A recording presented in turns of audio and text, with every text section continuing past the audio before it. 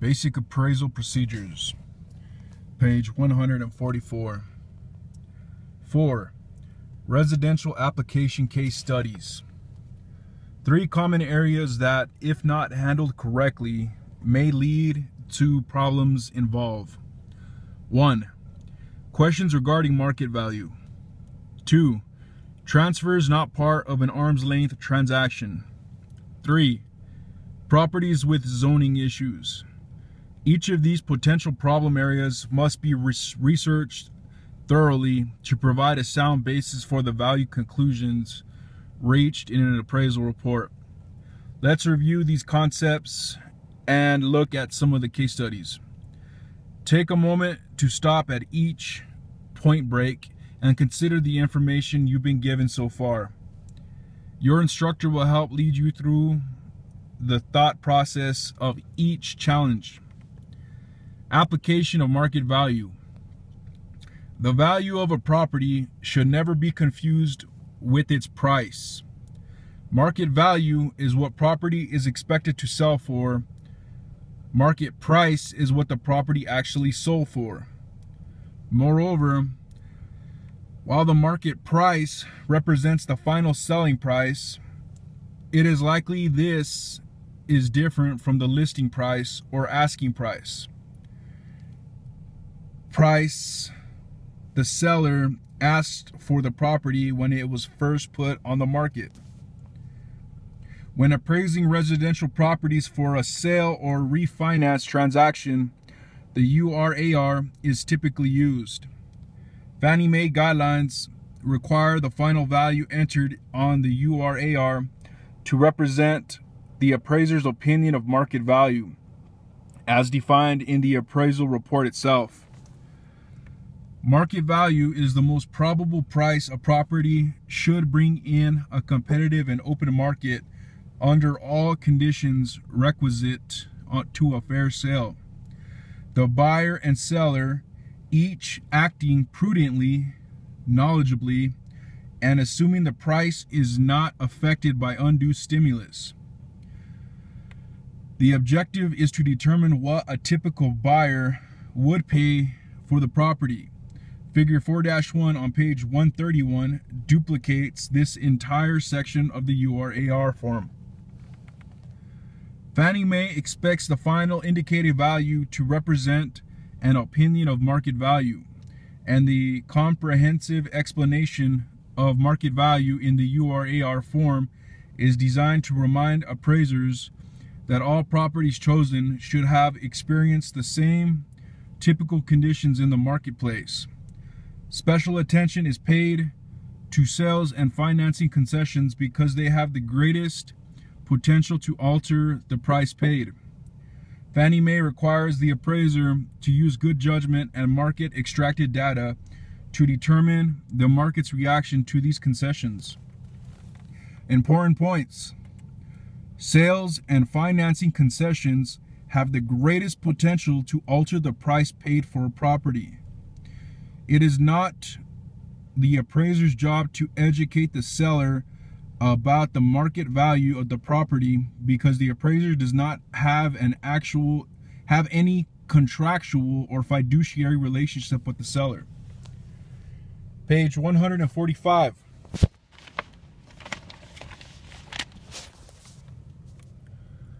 Case study number 4, period 1. Property sells for more than the asking price. A listed single-family dwelling is selling for more than the asking price, and the appraiser must know why this is the case. The challenge is to discern market value from market price.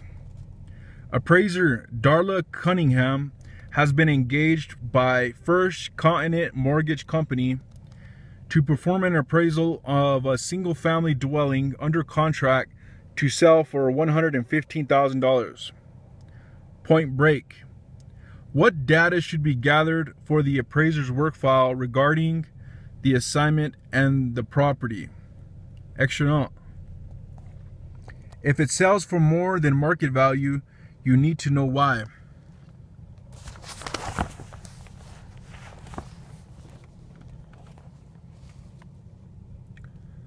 On obtaining the sales contract for the property, Appraiser Cunningham notes the seller is paying up to $7,000 of the purchaser's points, closing costs, prepaid items, and program fees.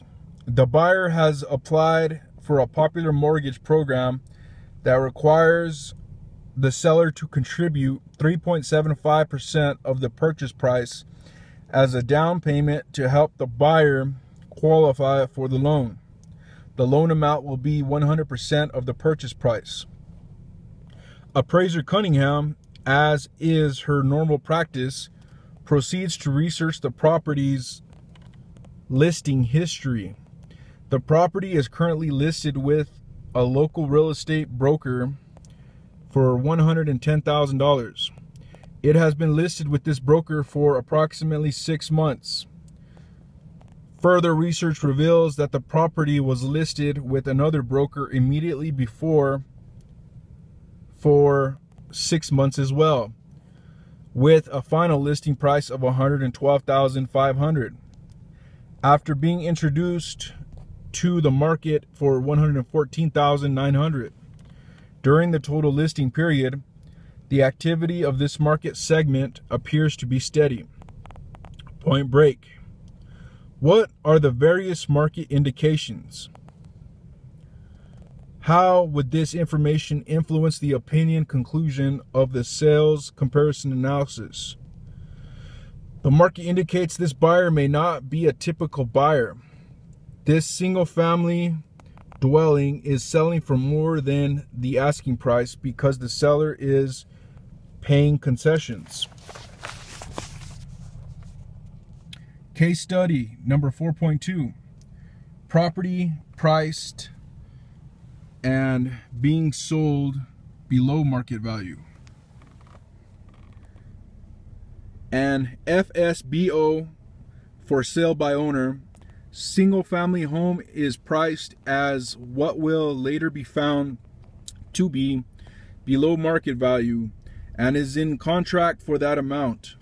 The challenge is to determine the appraiser's responsibility in this situation. Appraiser Brett Weller is engaged to appraise a single-family dwelling in a residential neighborhood by Allied Gulf Mortgage Company.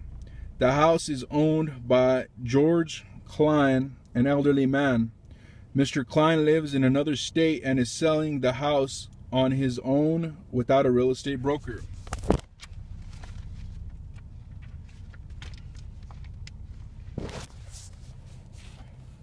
Case study number 4.2 continued, page 146. The property is under contract to sell for $28,000 to Lisa Wells. When reviewing the transaction documents accompanying the appraisal engagement, Appraiser Weller becomes curious. He knows the subject area is highly desired and established market and is typically comprised of houses in a price range of $100,000 to $200,000. An appointment to inspect the property is arranged for the following day. On arrival, the property appears to be a well-maintained house, consistent with the other properties in the particular neighborhood. Point break. What questions should Appraiser Weller ask the owner? Appraiser Weller interviews Mr. Klein, who reveals he has owned the home for many years, purchasing it for his sister to live in. She is recently deceased and having no further use for the property, he is disposing of it. Mr. Klein has never had the property appraised and relied on the county auditor's tax appraisal for pricing the property. From this information, he interprets that $28,000 is the auditor's market value of the property. Miss Wells is the first potential buyer who looked at the property. Point break. What should the appraiser investigate based on the information given by Mr. Klein? Through the interview with Mr. Klein, it was learned that the property was advertised in the local newspaper, along with the price, property address, and a photo of the property. The buyer, Lisa Wells, made an appointment and viewed the property within 1 hour of the newspaper hitting the newsstands. She wrote a full price offer on the spot. It was at this point the appraiser Weller looked at his appraisal work file and noticed that $28,000 was the county auditor's assessed value. Appraiser Weller should include the details of the transaction in his database for future reference in case this property is chosen as a potential comparable for other transactions.